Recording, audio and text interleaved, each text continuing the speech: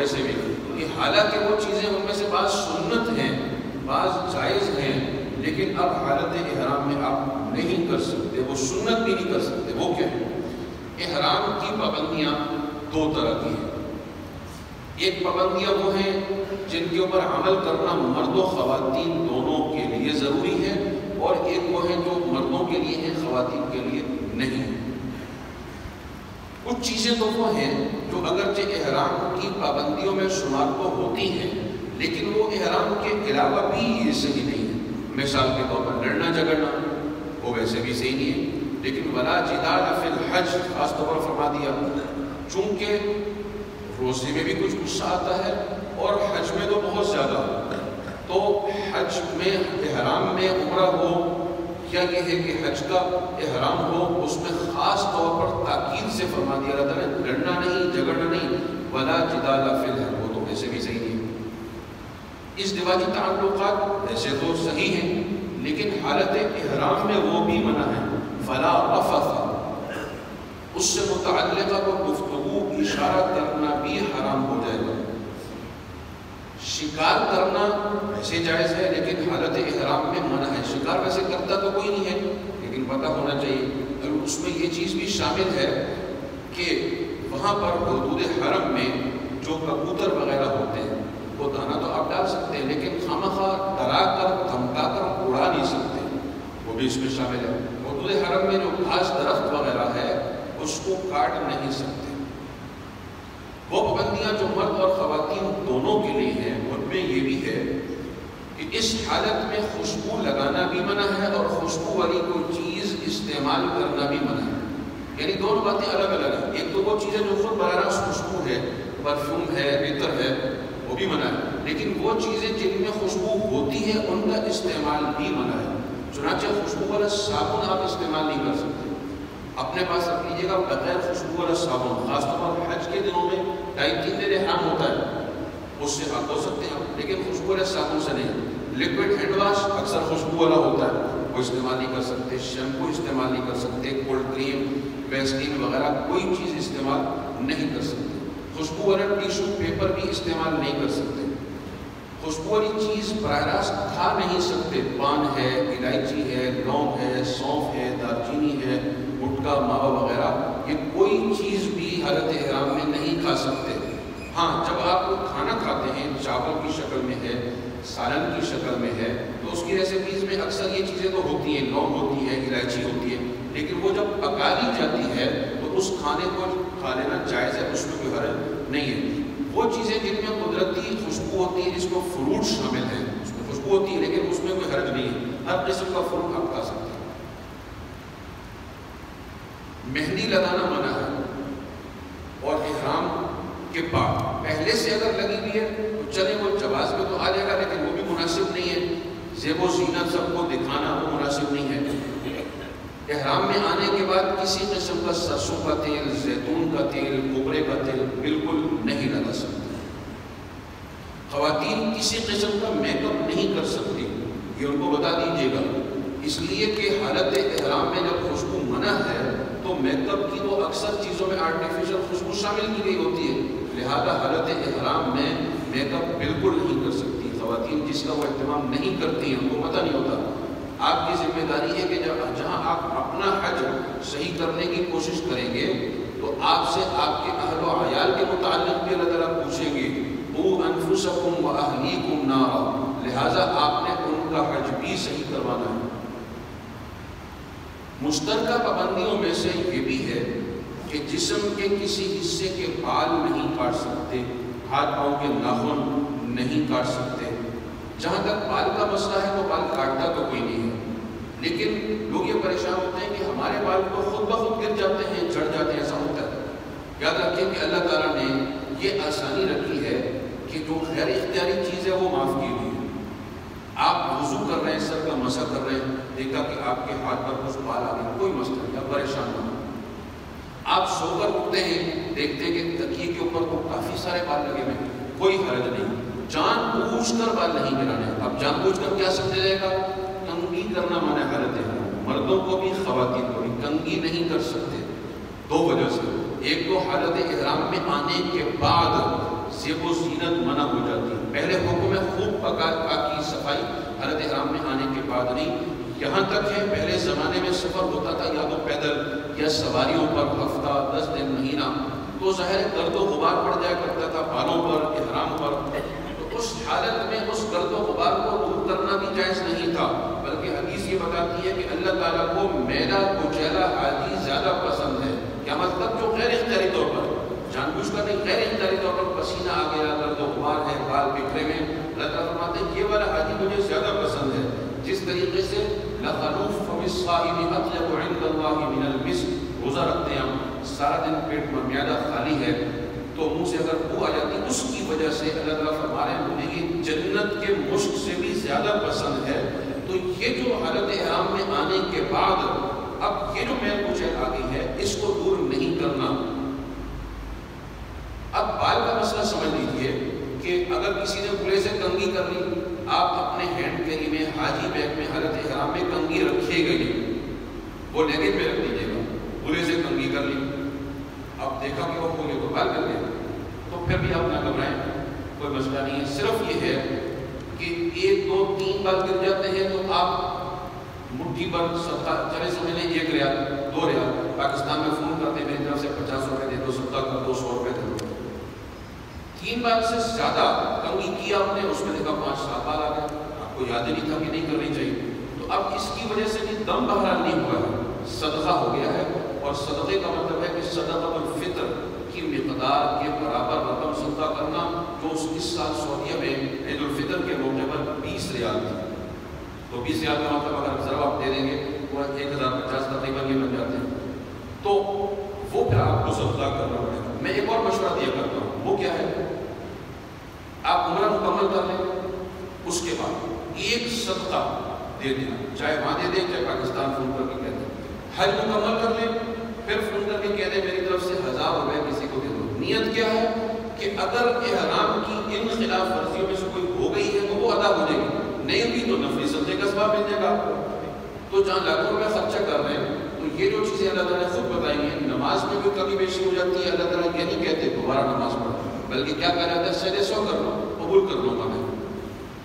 حج میں بھی بہت سی خلاف ورزیاں اگر ہو جائیں تو بہت کم ایسی ہوتی ہے کہ جس میں یہ ہو جائے کہ حج آپ کا ختم ہو گیا، ایسا تقریباً نہیں ہے، سوائے چند۔ اللہ تعالیٰ کہتے ہیں کوئی مسئلہ نہیں، ہوگی نا تم سے خلاف ورزی، توبہ استغفار بھی کر لو، صدقہ دے دو، دم دے دو۔ دم کی صورتیں بہت کم ہوتی ہیں۔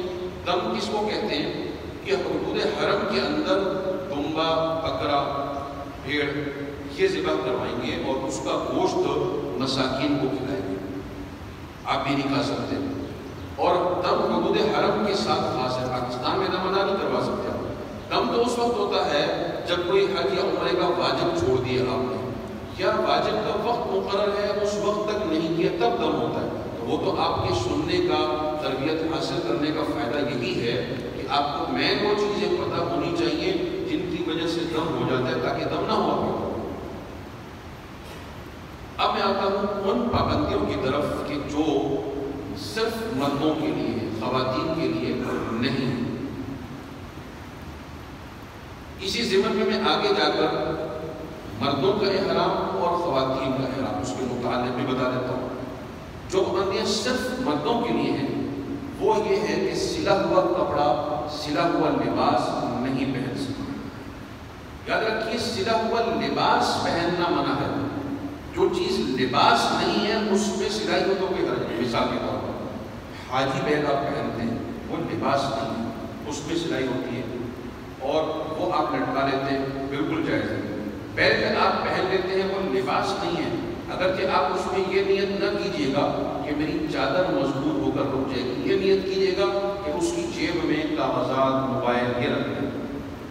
چپل آپ پہنتے ہیں، ممکن ہے اس میں سلائی ہو، وہ لباس نہیں ہے، سلائی ہو سکتی ہے چپل میں، تو سلا ہوا کپڑا پہننا منع ہے۔ اس میں تمام کی تمام چیزیں آ گئی، شلوار، قمیص، بنیان، انڈر ویئر، موزے، دستانے، یہ سب چیزیں پہننا منع ہے۔ بہت سے لوگ کہتے ہیں کہ کسی وجہ سے ہم انڈر ویئر پہنتے ہیں، ڈاکٹر نے کہا ہوا ہے اللہ نہ کرے ہرنیا کا آپریشن ہوا ہے تو بھی نہیں پہن سکتے۔ اس کا متبادل یہ ہوتا ہے کہ جس طریقے سے بچے کا لنگوٹ ہوتا ہے، آپ بڑا لنگوٹ ٹھیک ہونے والا بنوا لیں، وہ پہن لیں، لیکن انڈر ویئر نہیں پہن سکتے۔ سلی ہوئی چیز کا اوپر اوڑھنا ٹھیک ہے، پہننا منع ہے۔ کیا مطلب؟ آپ اپنی بلڈنگوں میں ہوں گے، آپ مینا میں ہیں، عرفات میں ہیں، آپ کوئی چیز ایسی اوڑھ رہے ہیں، چادر وغیرہ یا کمبل مثال کے طور پر جس میں سلائی ہوتی ہے، اس کا اوڑھنا منع نہیں ہے۔ وہ الگ بات ہے کہ میں ابھی آپ کو آگے جا کر بتاؤں گا کہ کہاں تک اوڑھنا ہے۔ تو سلی ہوئی چیز کا پہننا منع ہے مردوں کو، خواتین کے لیے پابندی نہیں۔ مرد حضرات کے لیے دوسری اور تیسری پابندی یہ ہے کہ سر اور چہرہ ان دونوں کے اوپر کپڑا ڈالنا منع ہے۔ سر اور چہرہ کھلا رہے گا، ٹوپی پہننا، پگڑی پہننا حالانکہ سنت ہے، لیکن پوری حالت احرام میں سر آپ کا کھلا رہنا چاہیے۔ نماز میں بھی آپ نے احرام کی چادر اوپر نہیں کرنی۔ چھتری کا استعمال اس لیے جائز ہے، بلکہ انتظامی حوالے سے ضروری ہے کہ وہاں اس سے بھی زیادہ گرمی ہے کہ چھتری آپ کے سر پر لگتی نہیں ہے، وہ تو الگ سے ہوتی ہے، وہ آپ استعمال کریں، لیکن کوئی چیز براہ راست آپ اپنے سر پر نہیں لگا سکتے۔ وضو کرنے کے بعد، غسل کرنے کے بعد تولیے سے، رومال سے منہ صاف نہ کیجیے گا، بلکہ اس کو ویسے خشک ہونے دیجیے گا، باقی جسم پر کر سکتے ہیں۔ ٹیشو پیپر سے پسینہ صاف کر دینا جائز ہے، لیکن بغیر خوشبو والا ہونا چاہیے، خوشبو والا نہ ہو، لیکن بہتر یہ کہ صرف چہرے کا پسینہ ٹیشو سے بھی صاف نہ کریں، کر لیتے ہیں تو جائز ہے۔ بہت سے لوگ پوچھتے ہیں کہ اب جب وضو کرتے ہیں تو داڑھی کا خلال تو سنت ہے، بالکل سنت ہے اور کرنا چاہیے، اور اس کا طریقہ بھی میں بتا دوں کہ جب آپ نے 3 مرتبہ چہرہ دھو لیا، دائیں ہاتھ میں آپ پانی لیں گے اور آرام سے، زور سے نہیں۔ بہت سے لوگ جب وضو کرتے ہیں تو آس پاس والوں کو بھی وضو کروا رہے ہوتے ہیں، تو آرام سے آپ داڑھی پر ماریں گے اور اس طریقے سے ہاکذا امرنی ربی، یہ خلال کا طریقہ۔ پورے احرام میں خلال کیجئے، وضو میں سنت پر عمل کیجئے۔ ہاں، اس کا متبادل کیا ہے؟ ہو سکتا ہے خلال کرنے کی وجہ سے بالغ میں ہم کوئی مسئلہ نہیں ہے، آخر میں آپ ایک صدقہ ادا کر دیجئے۔ مرد حضرات کے لیے ایک پابندی یہ ہے، دیکھیے خوشی ہے، مرد حضرات کے لیے پابندی یہ بھی ہے کہ مرد حضرات چپل ایسی پہنیں گے جس میں 4 ہڈیاں نظر آنی چاہیے، ایسی چپل کا انتخاب کریں گے۔ اب وہ 4 ہڈیاں بھی میں آپ کو دکھا دیتا ہوں اور ساتھ میں ایک مشورہ تجربے کی بنیاد پر بھی دے دیتا ہوں۔ ایک تو یہ ہے کہ ہوائی چپل کا استعمال کرتے ہیں حاجی صاحبان، بالکل ٹھیک ہے، کر سکتے ہیں، شرعی لحاظ سے بالکل ٹھیک ہے، لیکن حج کے دوران چونکہ 2.5-3 دن احرام میں رہنا ہوتا ہے اور پیدل بھی بہت زیادہ چلنا ہوتا ہے، ہوائی چپل میں یہ مسئلہ ہوتا ہے کہ اس میں ظاہر انگوٹھا ہوتا ہے، وہ انگوٹھا لگ کر بعض دفعہ زخم ہو جاتا ہے، اور وہ چپل اتنی آرام دہ بھی نہیں ہوتی ہے، پیچھے سے ایک اور آدمی کا پاؤں آ گیا، چپل اتر گئی، آپ گر گئے۔ اب وہ پہلے تو وہ 4 ہڈیاں سمجھ لیجیے کہ جن کا پاؤں چپل پہنتے وقت کھلا رکھنا ضروری ہے۔ یاد رکھیے گا کہ جب آپ لیٹ گئے تو پاؤں پر چادر ڈال سکتے ہیں، کوئی مسئلہ نہیں، کمبل یا چادر یہاں تک رکھنا ہے، منہ کے اوپر آپ نے نہیں لینی، لیکن پاؤں پر چادر ڈال سکتے ہیں۔ ہاں، چپل ایسی پہنیں گے جس میں یہ 4 ہڈیاں کھلی رہیں گی۔ کون کون سی؟ نمبر 1، پاؤں میں یہ درمیان والی کھلی ہڈی، ساری مکمل نہیں، یہ بیچ کا کچھ حصہ ہے 2-3 انچ کا کھلی ہڈی، یہ نظر آنی چاہیے۔ دائیں اور بائیں دونوں طرف جو ٹخنے ابھرے ہوئے ہیں، یہ 3 ہو گئے، یہ نظر آنے چاہیے، اور ان دونوں ہی ٹخنوں کی بالکل بیک سائڈ پر جو حصہ ہڈی کا، مکمل نہیں، صرف ان دونوں ٹخنوں کی بیک سائڈ، یہ نظر آنا چاہیے، یہ 4 ہڈیاں کھلی رہنی چاہیے۔ اب یہ ہے کہ اس طریقے کی چپل یہ بنائی جاتی ہے، اس میں یہ چاروں حصے کھلے ہوتے ہیں اور پیچھے اسٹیپ بھی ہوتا ہے، یہ آرام دہ بھی رہتی ہے، آپ 2.5-3 دن پہنے رہیں، چلتے رہیں، کوئی مسئلہ نہیں ہے، پاؤں بھی آپ کا نہیں تھکے گا، اور یہ چاروں ہڈیاں جن کا کھلا رکھنا ضروری ہے، وہ چاروں ہڈیاں بھی نظر آتی رہتی ہیں۔ اس طریقے کی کوئی بھی حج سینڈل آپ استعمال کر سکتے ہیں۔ آپ خود مسئلہ سمجھ گئے ہیں کہ یہ پہننے کے بعد آپ خود دیکھ لیجئے گا کہ کیا یہ چاروں ہڈیاں نظر آ رہی ہیں، تو بالکل ٹھیک ہے، اور اگر ان میں سے کوئی ایک ہڈی چھپ رہی ہے اکثر، تو پھر یہ آدھی، تو پھر صحیح نہیں ہوگا۔ یہ پابندی خواتین کے لیے نہیں ہے، وہ ہر قسم کی چپل، حتیٰ کہ بوٹ وغیرہ بھی پہن سکتی ہیں۔ مرد حضرات بوٹ موزے نہیں پہن سکتے۔ یہ تو احرام کی پابندیوں کا بیان تھا۔ اب احرام میں کچھ وہ چیزیں سمجھ لیجیے کہ جو صحیح ہیں، کر سکتے ہیں آپ، کوئی حرج نہیں ہے۔ بعض لوگوں کو غلط فہمی ہوتی ہے کہ اچھا بھائی یہ نہیں کر سکتے، ایسا نہیں۔ وہ کیا کیا ہے؟ حالت احرام میں کسی وجہ سے احرام کی چادر تبدیل کر سکتے ہیں آپ۔ خامخواہ تو کوئی نہیں کرے گا، چائے گر گئی، سالن گر گیا، تبدیل کر لیں تو، یا اس کو دھو کر استعمال کر لیں یا چینج کر لیں۔ حالت احرام میں غسل کرنا جائز ہے، نیت یہ ہو کہ ٹھنڈک حاصل کرنے کے لیے یا فریش ہونے کے لیے۔ اس نیت سے مناسب نہیں ہوگا کہ آپ یہ سمجھیں کہ بھئی بہت پسینہ آ گیا، بو آ رہی ہے اس لیے نہا لو، یہ صحیح نہیں ہے۔ اس وقت آپ بغیر خوشبو والا صابن استعمال کر سکتے ہیں، خوشبو والا تو جائز ہی نہیں ہوگا، اور جو خوشبو والا صابن بغیر خوشبو والا ہوگا وہ بھی سر اور چہرے پر استعمال نہ کریں تاکہ بال نہ گرے گا۔ لوگ یہ سمجھتے ہیں کہ احرام ہم نے پہن لیا ہے، اب اس احرام کو چھیڑ نہیں سکتے، ایسا نہیں ہے۔ قضاء حاجت کے وقت باقی کا خیال رکھیے گا، ظاہر ہے چادر ہٹا کر ہی قضاء حاجت ہوگی، کوئی مسئلہ نہیں ہے، دوبارہ باندھ دیجیے گا۔ غسل کرنا ہے کبھی تو ظاہر ہے احرام کی دونوں چادریں ہٹا کر ہی آپ غسل کریں گے۔ احرام چادروں کا نام نہیں ہے، احرام نیت کا نام ہے، جو نیت آپ کی ابھی باقی ہے جب تک آپ نے احرام کے منافی کوئی کام نہیں کیا۔ حالت احرام میں چھتری کا استعمال جائز ہے، انگوٹھی پہننا جائز ہے، چشمہ پہننا جائز ہے۔ کوئی آپ کے زخم ہو جاتا ہے اس پر پٹی آپ لگا سکتے ہیں، مرہم رکھ سکتے ہیں، کوئی مسئلہ نہیں ہے۔ مچھر مکھی وغیرہ مار سکتے ہیں، مر گیا کوئی مسئلہ نہیں ہے۔ ہر قسم کا فروٹ آپ کھا سکتے ہیں۔ خواتین زیور کا استعمال کر سکتی ہیں، جائز ہے، کانچ والے چوڑیاں نہ لیں۔ ایک چیز پردے کے متعلق بہت اہمیت سے ذہن نشین کر لیں، وہ کیا ہے؟ حج کے دنوں میں تقریباً 3 راتیں آپ کو سونے کو آئیں گی، 3 راتیں، دن کو بھی سو جاتے ہیں آپ، کوئی مسئلہ نہیں۔ لیکن لوگ یہ سمجھتے ہیں کہ بس یہ احرام کی 2 چادریں ہیں، روز سو جاتے ہیں۔ اب سوتے ہوئے تو آدمی کو ہوش نہیں ہوتا اور بے پردگی بہت ہو جاتی ہے۔